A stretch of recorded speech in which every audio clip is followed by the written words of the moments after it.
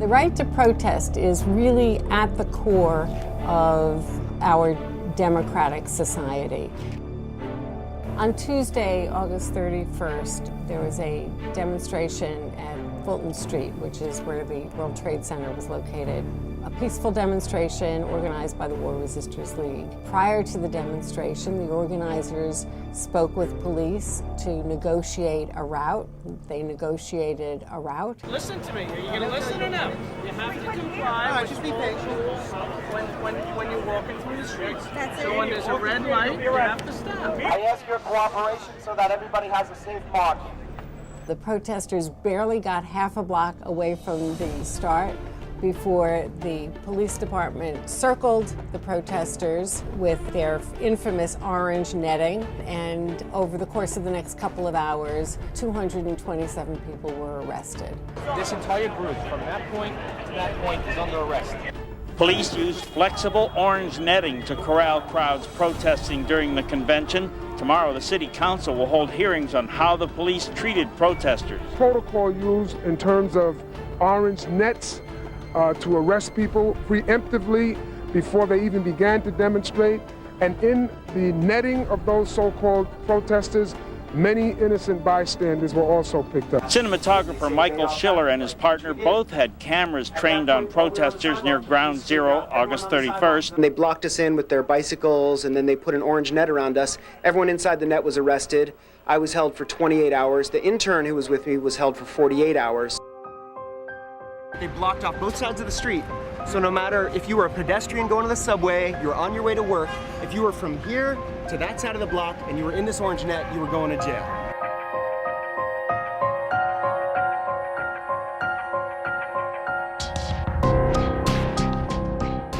We saw people get brutalized and beaten.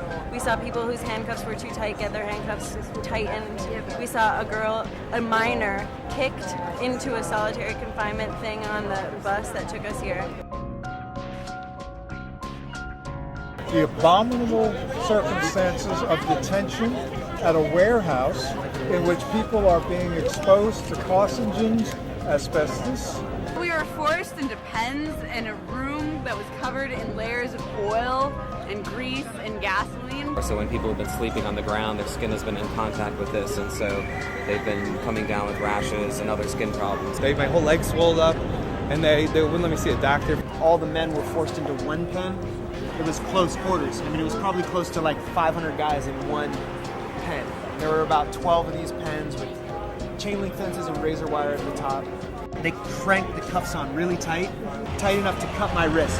We encountered Michael Schiller, and when we learned that he had been caught up in the orange nets down at Fulton Street and that he had videotape of it, the Civil Liberties Union was quite eager to get a look at it. Every single one of those cases was ultimately dismissed by the district attorney after the district attorney looked at the videotape. By telling the protesters they could have a safe march, albeit under strict limitations, the police likely created the impression among the participants that the march had official sanction.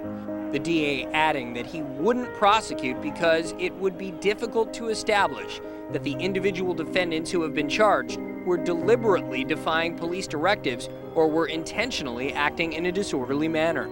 I don't know of any other time in history when the district attorney has looked at 227 cases and dismissed them all outright in one fell swoop. This is really historic and unique in New York history. After around 27 and a half hours, I was finally allowed to see an attorney who informed me for the first time why I was even placed under arrest. We have no choice but to take our complaints and our concerns to a different forum, and that is the federal courts.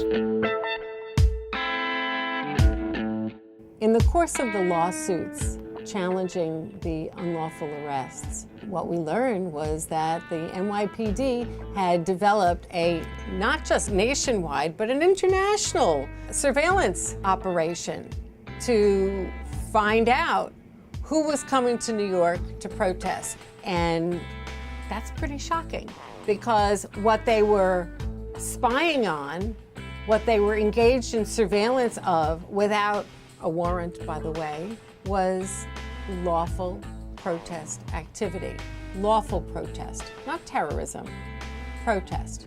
And they were visiting people in other parts of the country to intimidate them from coming to New York.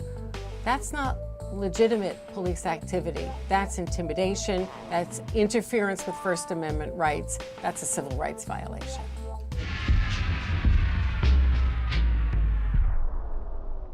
Judge Damon Keith, in one of the post 9/11 cases, said quite simply and eloquently, democracy dies behind closed doors. Well, the police department of New York is trying to keep a lot of things behind closed doors. And one of the reasons that the New York Civil Liberties Union is pursuing these lawsuits is to make sure that we shine a light on the police activities at the RNC.